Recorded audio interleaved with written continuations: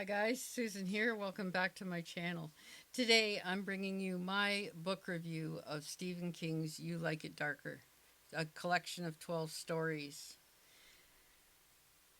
And Stephen King wrote in the afterword, "You like it darker? Fine, so do I." I always look forward to reading his afterword, which he always gives a nod to us constant readers. And it's like a little letter from him to us in every volume. Um, let's go through them separately. I do not give spoilers in my reviews, so if you have not read this yet, get your hands on it and read it. Um, I really enjoyed it. There are opposing views on the internet when you look for book reviews on this. People either love it or they hate it. There is no middle ground. I don't know why. Um, in the cover, in the front cover, it says the first story, Two Talented Bastards, explores the long hidden secret of how the eponymous gentlemen got their skills. Uh, you would not believe where they got their skills, but it is quite the yarn he tells. And by the end of the story, you are believing in things you never thought you'd believe in.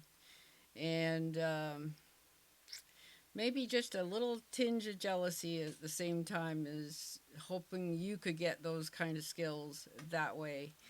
Uh, I, I, I read it twice. After reading the whole book, I read it again. Uh, okay, the fifth step is the next one. The fifth step, you know the Alcoholics Anonymous, the 12 steps program. Well, the fifth step is the fifth step of the AA note. Um, this one takes it a little bit differently, though, and you've got to know that it's Stephen King wrote this.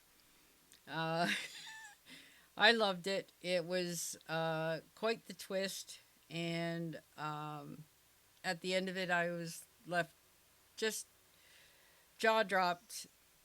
You know, like how does his brain work like that? It was really interesting. The next one is Willie the Weirdo, and boy is Willie ever a weirdo. Uh, it was a little creepy and a little hard to get your mind around in that story, but it was mercifully short, and you didn't have to hang with it too long to get the drift of what he was trying to get across to you. The next one is Danny Coughlin's Bad Dream. Now, that was a longer story, and it seemed to go on for a long, long time. It was for a collection of short stories. This one wasn't so short, but it was needed in order to flesh out the whole story. It was more of a novella, in my view.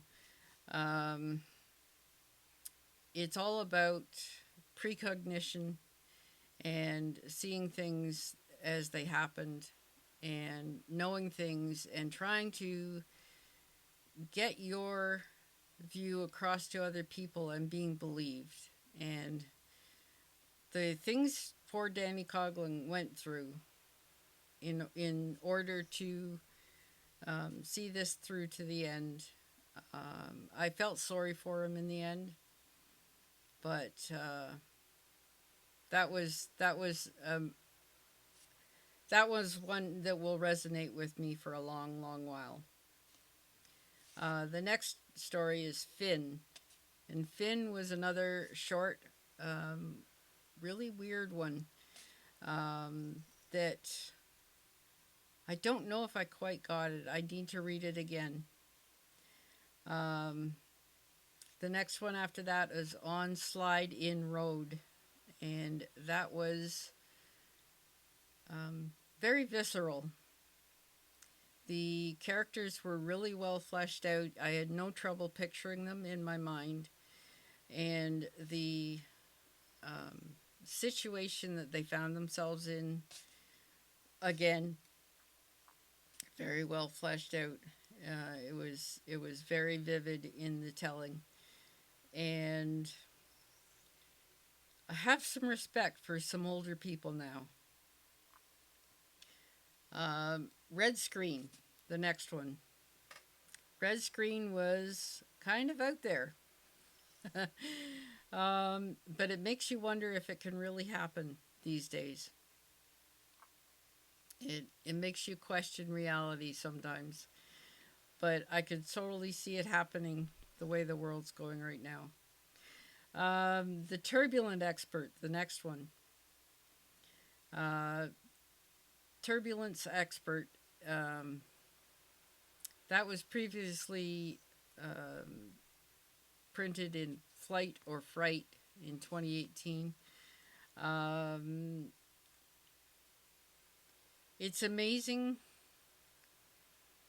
to see behind the scenes and know that this could be a reality and that you just don't normally think of it or take notice in the everyday life that you live.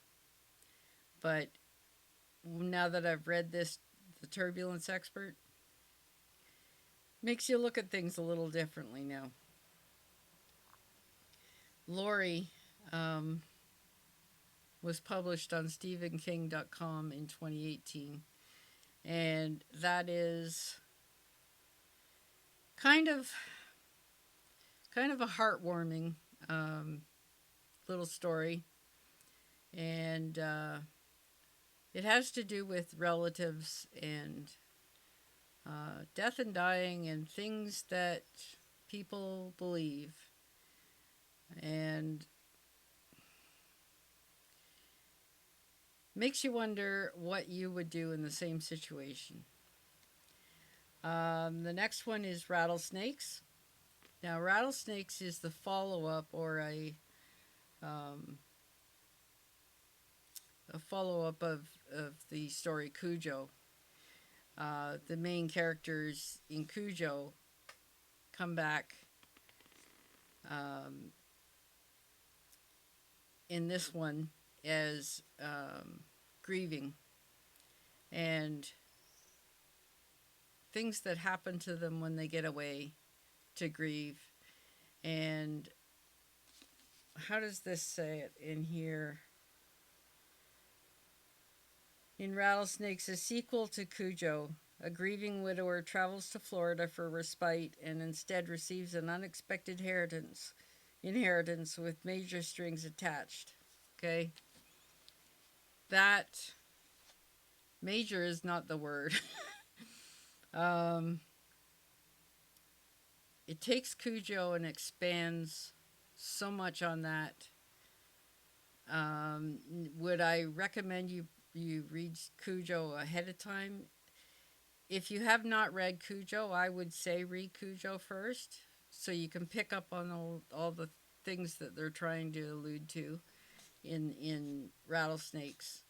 If you've read Cujo and it has been a while, not to worry. You will pick up on what they're trying to tell you. It'll be like, oh yeah, you know, it'll be that kind of a situation.